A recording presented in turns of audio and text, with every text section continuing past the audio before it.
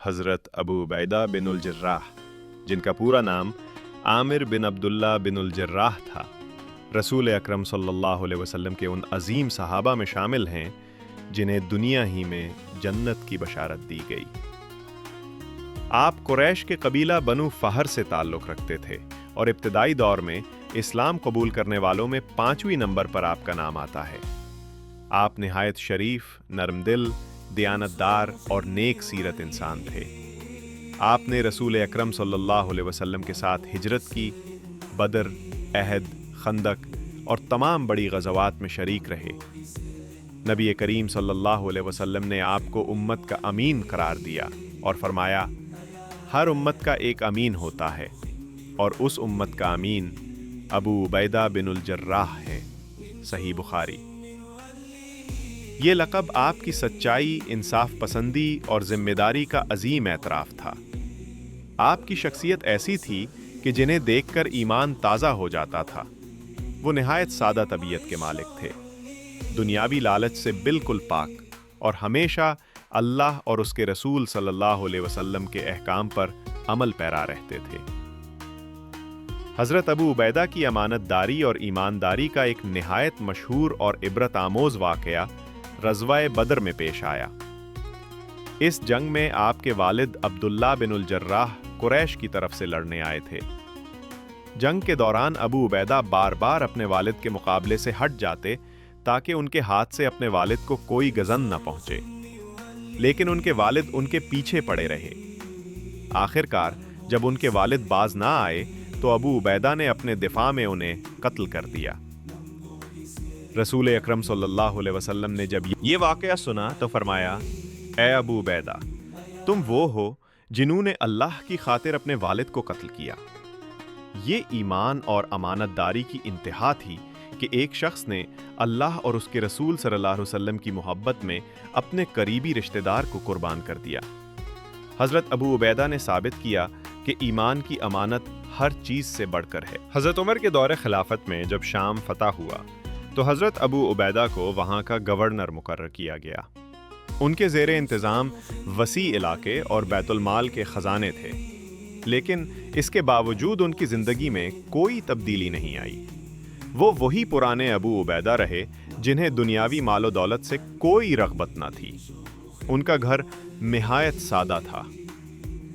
ایک دن حضرت عمر شام کے سفر پر گئے اور انہوں نے ابو عبیدہ کے گھر جانے کی خواہش ظاہر کی۔ جب وہ ان کے گھر پہنچے تو دیکھا کہ گھر میں صرف ایک بستر، ایک تکیہ، ایک چراغ اور چند برتن ہیں۔ حضرت عمر یہ دیکھ کر رو پڑے اور فرمایا، اے ابو عبیدہ، دنیا نے تمہیں بھی بدل نہ سکا۔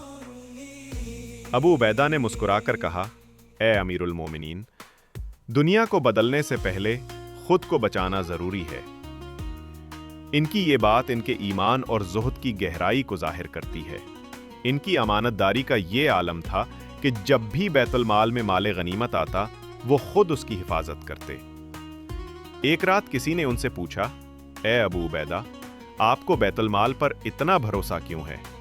تو انہوں نے فرمایا، یہ مال اللہ کا ہے، میں اس کا محافظ ہوں۔ اگر میں نے اس میں خیانت کی تو روز قیامت اللہ کے سامنے کیا جواب دوں گا؟ ان کے اس جواب نے سب کو حیران کر دیا۔ لوگ جان گئے کہ حضرت ابو عبیدہ صرف نام کے امین نہیں بلکہ دل و جان سے اللہ کے دیانت دار بندے ہیں۔ ان کی دیانت داری کا ایک اور واقعہ اس وقت پیش آیا جب شام کے مفتوحہ علاقوں سے مال غنیمت مدینہ بھیجا جانا تھا۔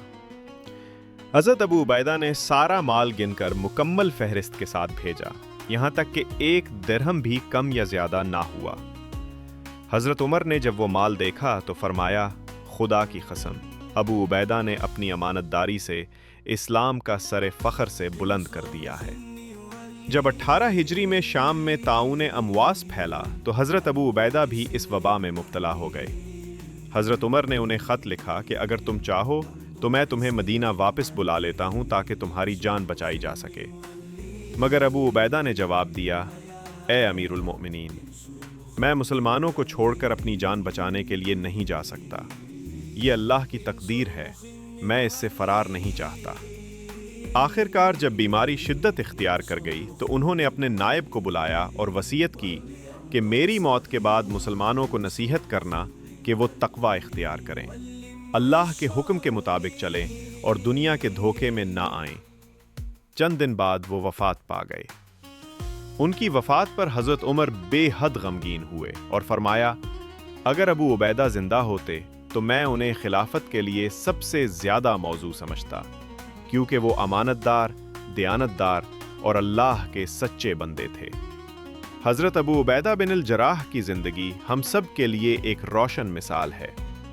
وہ ہمیں یہ سکھاتے ہیں کہ امانت صرف مال و دولت کی حفاظت نہیں، بلکہ ایمان، کردار، انصاف اور ذمہ داری کی حفاظت کا نام ہے۔ انہوں نے اپنی زندگی میں کبھی جھوٹ نہیں بولا، کبھی کسی کا حق نہیں مارا اور ہمیشہ انصاف اور سچائی کے ساتھ فیصلہ کیا۔ وہ حقیقی معنوں میں امین الامت تھے، جنہوں نے اللہ اور اس کے رسول کی محبت میں اپنی جان، مال، عہدے اور خواہشات سب کچھ قربان کر دیا۔ ان کی سیرت ہمیں یہ سبق دیتی ہے کہ اگر انسان دل سے امانت دار اور دیانت دار ہو تو اللہ اسے دنیا اور آخرت دونوں میں عزت عطا کرتا ہے۔ ویڈیو کو لائک اور شیئر کرنا نہ بھولیے گا تاکہ یہ پیغام اور لوگوں تک پہنچ سکے۔